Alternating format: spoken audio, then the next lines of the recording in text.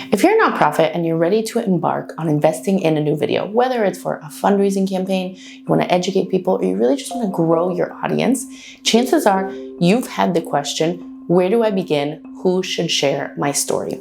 Hi, I'm Elisheva Hudson.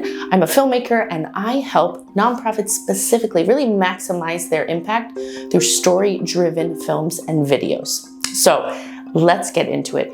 Who should be sharing my story?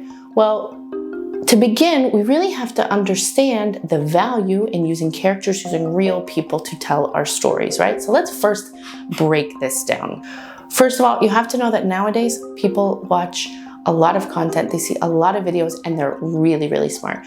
So people can really tell when something is authentic or not authentic.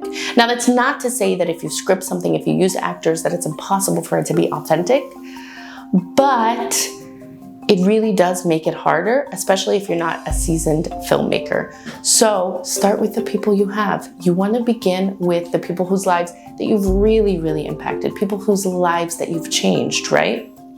The next reason why using real people is really going to bring you so much more value and get you that many more results is that it's the ultimate form of connection, right? Part of what makes video so powerful, especially for nonprofits, is that you're really connecting your audience with your mission in a new way, right?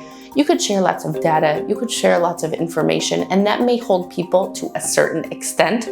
But at the end of the day, the reason why video is so powerful is because it allows audiences to connect with people and ideas and concepts with people they never would meet otherwise. Once we really understand that using real stories is so important, so you're on your way to selecting the right character to tell your story.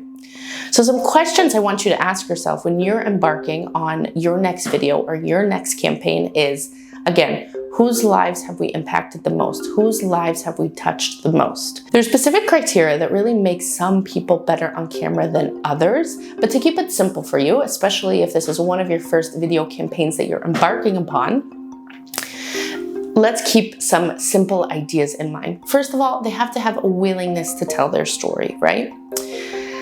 Next, they need to be interesting or unique in some way. If you're sharing the same story over and over and over, people will get bored. But if you can catch them with a unique personality, someone who's a little bit different, someone who can surprise people, that's really, really impactful.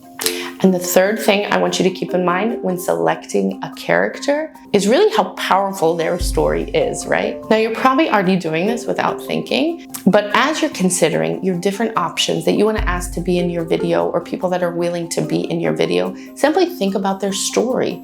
Is it something that it'll move people? Is it interesting? Is it exciting? Or is it more of your run-of-the-mill story that people have heard time and time again?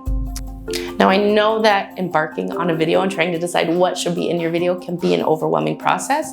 But again, to review, if we just break it down, first of all, by understanding real stories are going to be the best way to connect with your audience.